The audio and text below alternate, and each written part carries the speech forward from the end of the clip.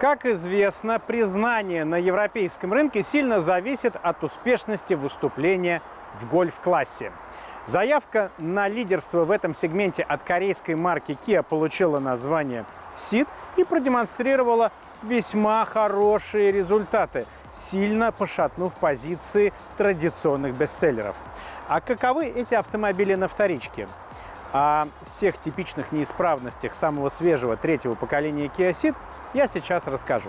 С вами Петр Баканов и программа «Подержанные автомобили». Третье поколение Kia Ceed в обоих типах кузова, хэтчбэк и универсал, было представлено на Женевском автосалоне в марте 2018 года. Примечательно, что из названия модели исчез апостроф. Официальная версия гласит, что это просто достигшая гармонии аббревиатура словосочетаний Community of Europe with European Design. Неофициальная утверждает, что таким образом производитель подчеркнул изменение статуса. Непрошенный прежде гость европейского автомобильного рынка наконец-то стал своим. Третий Ceed, как и предыдущие поколения модели, выпускался только в Европе, только на двух заводах – в словацкой Жилине и у нас в Калининграде.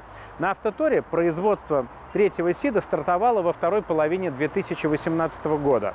Тем не менее, к нам в Россию также поставлялись автомобили, выпущенные в Словакии. Базовым для хэтчбека и универсала стал бензиновый атмосферный четырехцилиндровый рядный двигатель G4LC объемом 1,4 литра. Сразу уточним, что машины в обоих типах кузова всегда агрегатировались совершенно идентично. Так вот, этот мотор 1.4 комплектовался шестиступенчатой механической коробкой передач M6CF1. Эту же коробку ставили в паре с более мощной атмосферной четверкой G4FG объемом 1,6 литра. Ей также полагалась и шестиступенчатая автоматическая коробка A6GF1. Третьим мотором в линейке Ceed оказался тоже бензиновый четырехцилиндровый, но уже турбированный агрегат G4LD объемом 1,4 литра. Он комплектовался семиступенчатым преселективным роботом D7UF1. В 2021 году произошел рестайлинг, и силовая линия претерпела существенные изменения. Двигатели семейства Каппа объемом 1,4 литра покинули чат, прихватив с собой еще и механическую коробку передач. Оставшемуся с дорестайлинговых времен мотору G4FG компанию составил новый рядный бензиновый четырехцилиндровый турбоагрегат объемом 1,5 литра G4LH.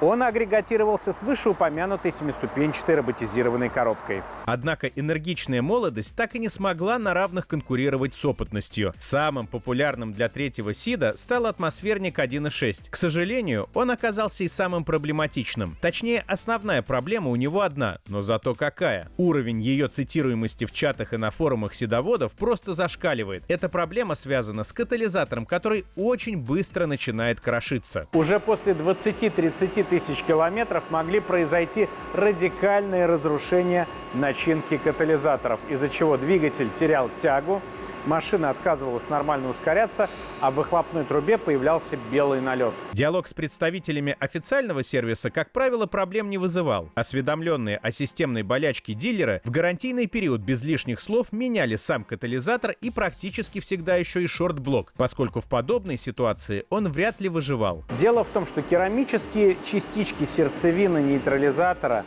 расположенного в кат-коллекторе вплотную к двигателю для более быстрого прогрева катализатора после запуска, моментально подсасывались обратно в камеры сгорания и повреждали поверхность стенок цилиндров, образуя там задиры.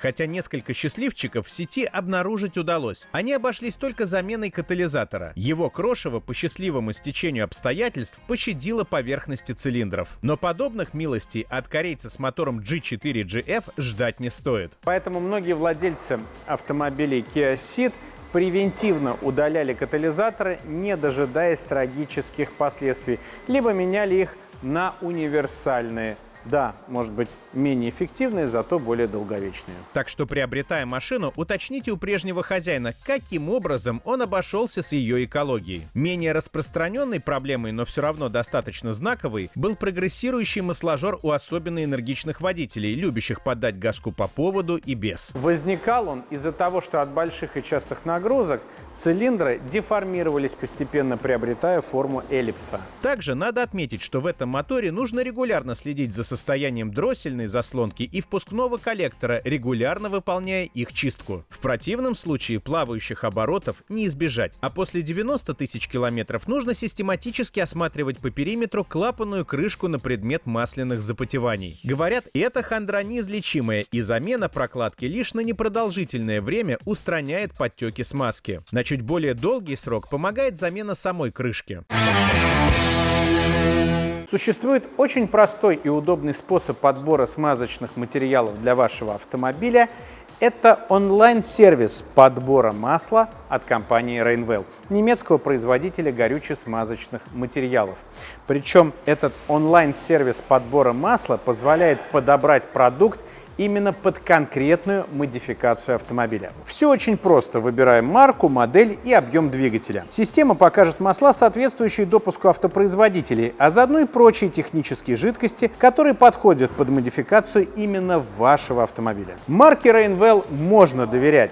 За счет пакета присадок и быстрого поступления смазки ко всем деталям двигателя, синтетические масла уберегают мотор от износа и снижают потребление топлива. В основе масел и технических жидкостей лежат немецкие технологии, соответствующие европейским стандартам качества. А локализация производства в нашей стране позволила получить немецкий продукт по цене российских горюче-смазочных материалов.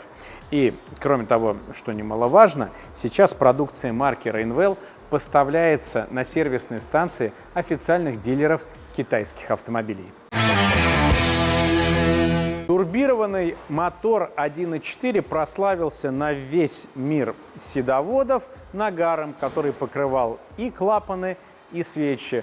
И чистить все это надо было чуть ли не каждые 20-25 тысяч километров, иначе нормального функционирования двигателя достичь было нельзя. Обидно, что довольно часто неопытные или недобросовестные механики в подобной ситуации приговаривают свечи и заставляют их менять. Хотя положенный производителем срок службы в 5 лет или 75 тысяч километров, они в стандартных условиях эксплуатации прекрасно отрабатывают. Следующая статья расходов – это катушки зажигания. По ним было несколько гарантийных замен, однако все равно даже лучшие экземпляры больше 80-90 тысяч километров не служат и подлежат замене. Вообще 100 тысяч километров пробега для этого мотора своего рода роковая черта. Переступив за нее, он начинает требовать к себе все больше и больше внимания. Уже после 110-120 тысяч километров желательно превентивно заменить цепь привода газораспределительного механизма, потому что к этим пробегам она имеет свойство растягиваться и даже перескакивать.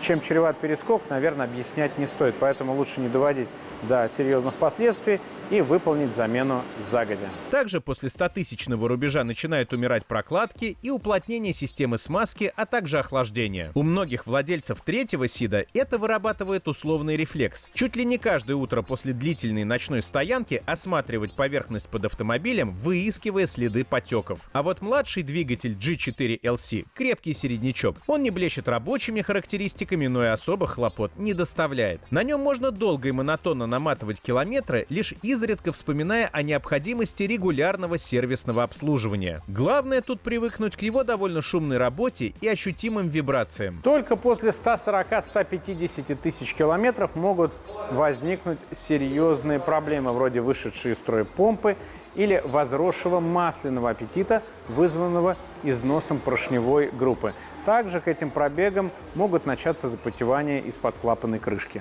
Про новый корейский 1,5-литровый турбомотор G4LH, он же SmartStream G1.5 TGDI, известно мало. Агрегат не просто молод, он совсем юн. Его производство стартовало только в 2020 году, а под капотом СИДа, как я говорил выше, он оказался уже после рестайлинга 2021 года. Так что по нему информации мало. Да и та главным образом основана на отзывах зарубежных пользователей, поскольку в нашей стране машин с этим движком продано буквально единицы. Основная претензия у владельцев таких авто – высокая шумность и усиленные вибрации. Являются ли они последствием врожденных дефектов, сказать сложно. Системных болячек пока не выявлено. Но уже известно несколько случаев замены цепи привода газораспределительного механизма при пробегах до 100 тысяч километров. Кроме того, пользователи жаловались на низкий ресурс клапана адсорбера и подушек двигателя. Ну и, конечно же, никуда не делась и характерная проблема всех моторов с непосредственным впрыском топлива. Это нагар на впускных клапанах. Переходя к трансмиссии, сразу акцентируемся на главном. Наряду с довольно надежными и проверенными механикой и автоматом, практически не вызывающими нареканий, на третий СИД ставили весьма сырой робот. Несмотря на то, что это достаточно свежий агрегат, который должен быть лишен недостатков первых коробок подобного типа, тем не менее он все равно ими страдает. Рывки, толчки, вибрации – все это не излечили многочисленные обновления прошивок. Нередки случаи и ошибок в выборе передач, особенно во время стояния в пробке. Ну а, пожалуй, самым слабым местом этого робота является низкий ресурс сцепления. Если оно продержится 60-70 тысяч километров, это уже счастье. Первые тревожные симптомы появляются уже после 15-20 тысяч километров. Впрочем, особенно настойчивым и упрямым владельцам СИДов удавалось выбивать замену сцепления по гарантии. Но его запас прочности, увы, не сильно больше. Так что если вы хотите машину с роботом, то будьте готовы решать проблемы со сцеплением. Что касается других узлов шасси, то слабым местом третьего СИДа стали массово приходящие в негодность подшипники рулевой колонки. Владельцам автомобилей о своих трудностях они сообщали таким характерным шуршащим, трущимся звуком.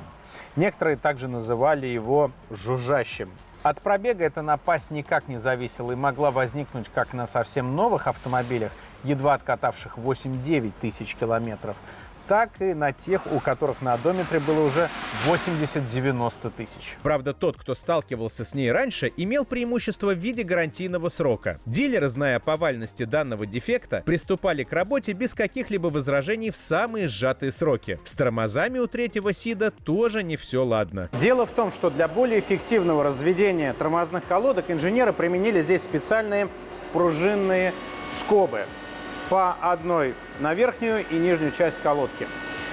В процессе эксплуатации эти скобы могли частенько вылететь, они теряли свою упругость, из-за чего колодки неэффективно и неравномерно разжимались и также неравномерно стачивались при торможении не в полную силу и издавали при этом такой неприятный писк.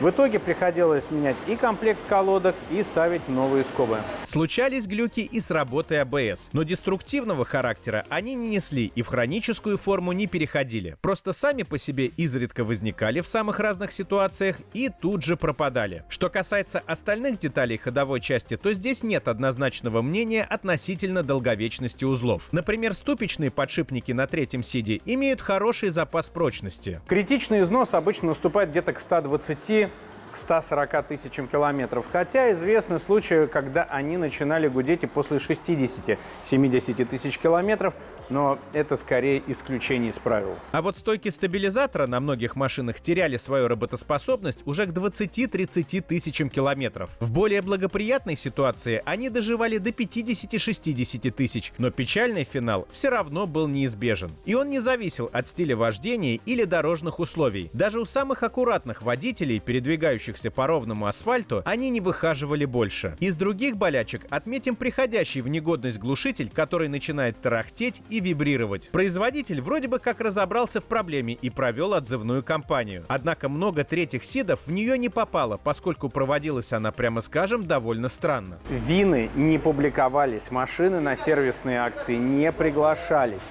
а дилеры официальные вроде бы как производили замену на доработанный вариант только при наличии жалоб и обращений. Правда, даже после выполнения ремонтных процедур проблема могла появиться вновь и вновь. Как выяснилось, источником шумов и вибраций являются незакрепленные внутренние перегородки.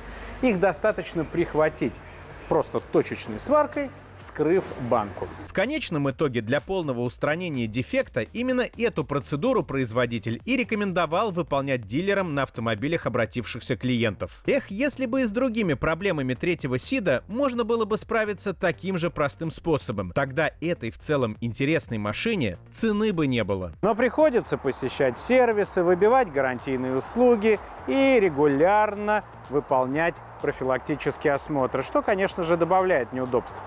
Но все-таки с этими неудобствами можно мириться. С вами была программа «Подержанные автомобили» и я, ее ведущий Петр Баканов. И помните, главное сделать правильный выбор. Поэтому выбирайте правильные автомобили вместе с нами. Желаю удачи!